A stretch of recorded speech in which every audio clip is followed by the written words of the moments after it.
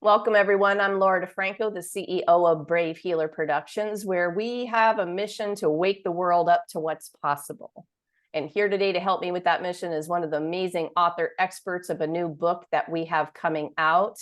This one is called Mindset Mastery: Awareness, Meditation, Mindfulness, and Manifestation for the Spiritual Warrior.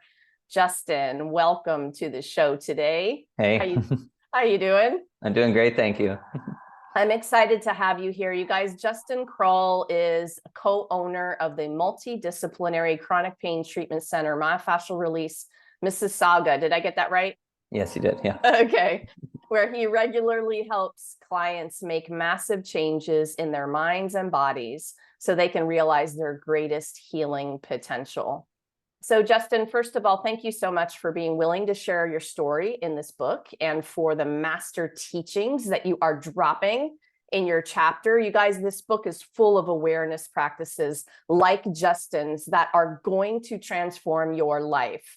So Justin, will you share a little bit about your chapter with us? Absolutely. So my story, it's one that I think a lot of people in the healing space, or really anywhere where you're working directly with a client or a patient, for example, understands. And it's the idea of the imposter syndrome of trying to be a certain way and behave a certain way and be the expert, and at the same time not draw too much attention to yourself because you're unsure of your skill set until you've sort of finally come to a point where you really truly understand who you are, what it is you're trying to do, and why it matters. Oh my gosh, you just said a lot in that sentence. So how did you decide to touch on this piece for this chapter?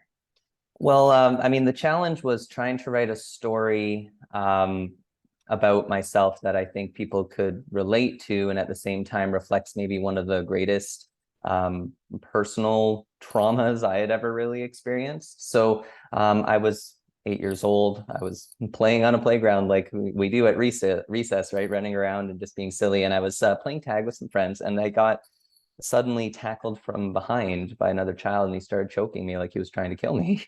And I had no idea what was going on. I'd never, I didn't really have any experience with abuse or physical violence, outside of, scheduled martial art type things where, it's controlled environment. It's not intended to hurt. It's intended to, learn skills and develop some leadership and self-control, right? So after it was all said and done and we were dragged to the principal's office, I'm sitting there, and I mean, the lunch monitors had no idea what had actually happened. So they sent two kids they thought were fighting down to the lobby, and the vice principal starts interrogating us, trying to figure out who started it and what was going on. And here I am, confused, disoriented, still crying, a victim of assault, essentially at a young age, not knowing what the heck just happened, and being accused of being at fault for being assaulted, right? So it was a very weird situation to be in, and it ended up clouding a lot of my experiences going forward, in that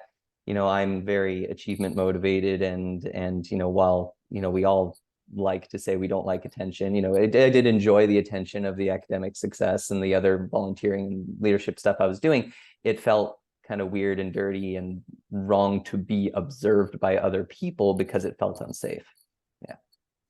You mentioned imposter syndrome, and so I wanted to rewind to that for just a moment. I know as an adult, I've felt various forms of this, and part of my mindset practice has been moving through that quickly so that I'm not paralyzed by it, but this paralyzes people. What else do you want to say about that? People think, feel, dream, and believe about themselves very small, right? So what ends up happening is you start the world with this amazing idea of who you can be and what you can be. And we all talk about, I want to be an astronaut, I want to be, this or that. And then you get domesticated into thinking that you can't, or that you shouldn't, or that, other things matter more than your dreams. And, before long, when people ask you, what do you want? It's either like the bare minimum to get out of whatever thing that you're currently feeling, or it doesn't really reflect what your actual goals and values are in the first place. Yeah, which is a huge foundational problem, right? For Mhm. it can be for, you're setting yourself up for a life based on that. And I think that it's important to, for our listeners, I know I had to ask myself the question, have I ever sat myself down and given myself some space to ask, what do I want? Not what anyone else told me I should want, Mhm. but and really think about it. I remember the first time I did that, I'm like, I don't know. I don't know. Like, because you're so used to everyone else telling you what you should want. Is there anything else you want to touch on that? Uh, the trick is to put yourself into a vulnerable place where you let yourself dream and imagine for a little while.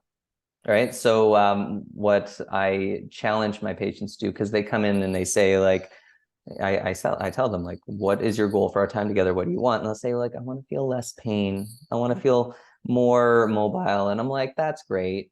It's a really weak goal, right? Because 1% better, does that matter to you? Are you going to notice that? No, right? And guaranteed, I can help you get 1% better.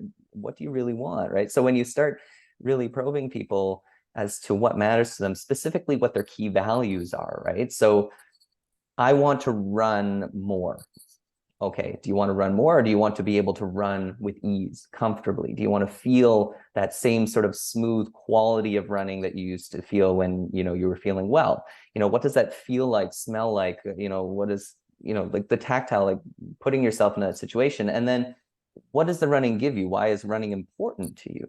Right. So, is running a stress reliever? Is running an opportunity for you to feel some sense of autonomy over your own body? Like these are the things that people don't really think about, but it's what actually drives our decision making and our goal setting, and that thing, that intangible that kind of sparks people, lights their fire a little bit and gets them excited about being alive and doing stuff, right?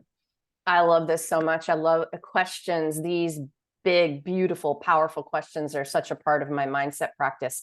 I'm such a mindset geek, Justin. So, like, awareness is everything to me. To me, it's what makes the difference between a meh life and an amazing life, right? Mhm. So, what does being a mindset master mean to you? I think what it means is recognizing that you're human, having a human experience, which means that you can't always be perfect in your thinking or feeling. Recognizing that there are multiple voices going on in your head, and that none of them are you, that are manipulating your thoughts, feelings, and decision making. And at the end of the day, recognizing that within reasonable parameters, right? Anything that you really want to feel and do and experience in your life or in your body is possible with intention. And as I said, relating it back to those things that really matter to you, so that there's a really strong vision at all times that will help carry you through from start to finish. Okay, you said none of those thoughts are me. How do I know what to listen to? I'm going to Good play question.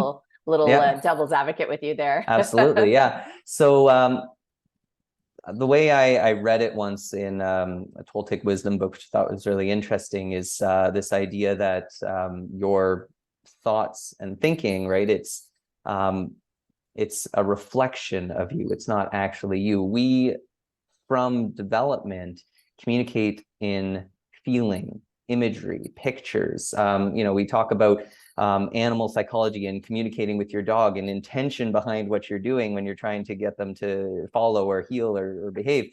About visualizing what it is you want the dog to do so that they can pick up on the energy of that, right? Like there's a reason we say these things and do these things. It applies to us too. We're animals as well, right? So we learn language to communicate our thoughts and feelings, or sorry, our feelings and emotions, right? And those thoughts are like once removed from that feeling and emotion. So it's a matter of recognizing when you are thinking that it is sort of a rough reflection of you and not you specifically, and choosing what to listen to, because we all have, some parts of ourselves that are saying you can't do it, don't even think about it, don't even try, and then other parts of you that are, I believe are a little bit more in alignment with the process of kind of co-creation in our universe, right? That are cheering you on. And it's a matter of, do I choose to listen to this or do I choose to listen to that? Yeah.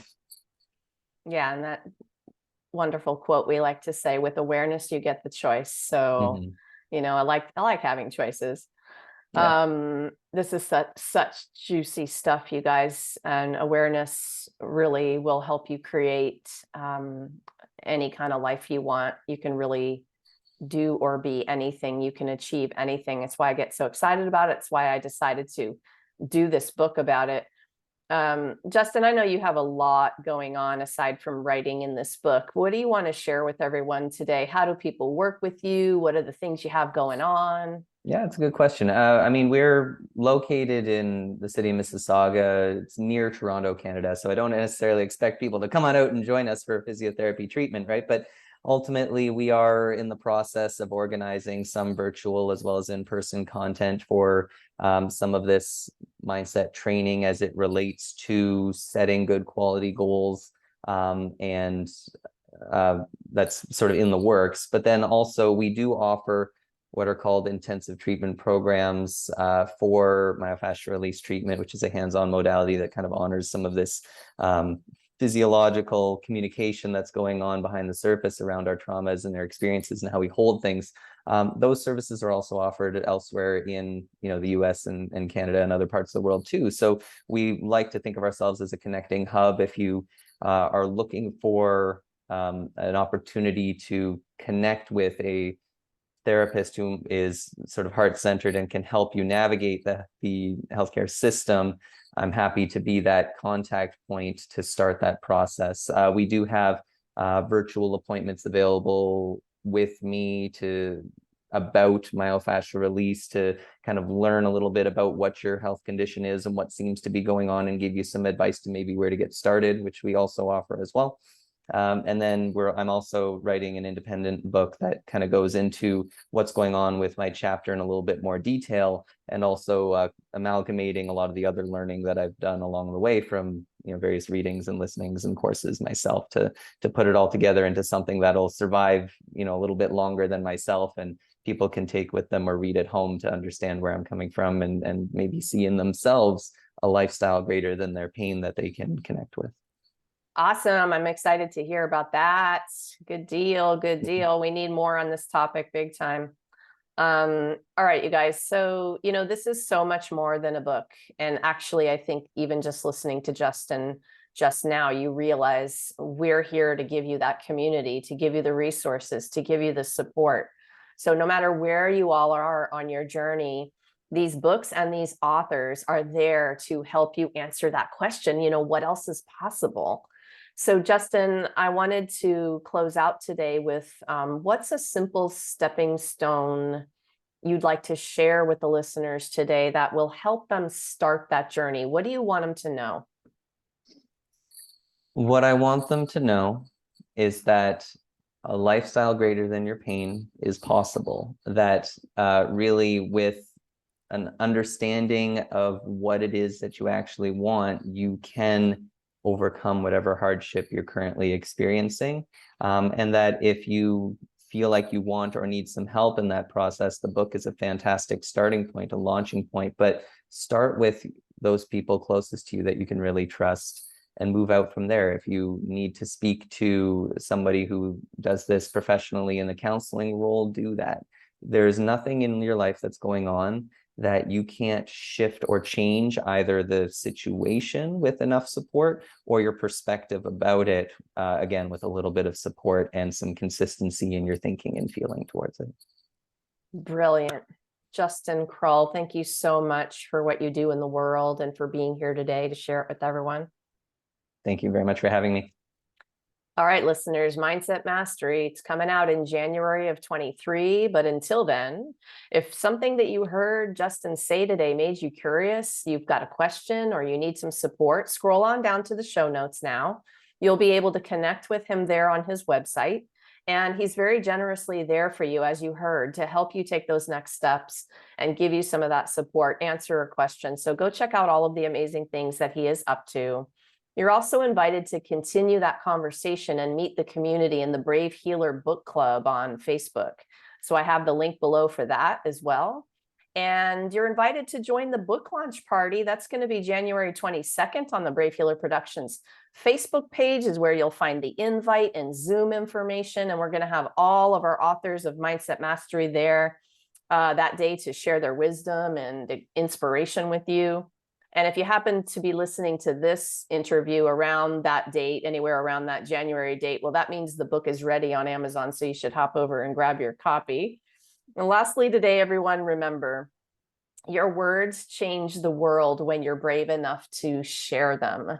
So visit bravehealer.com, explore all the ways we help you share your message with the world in a bigger way, including the Brave Healer Writers Retreat in Sedona, Arizona in 23, y'all. All right, see you next time.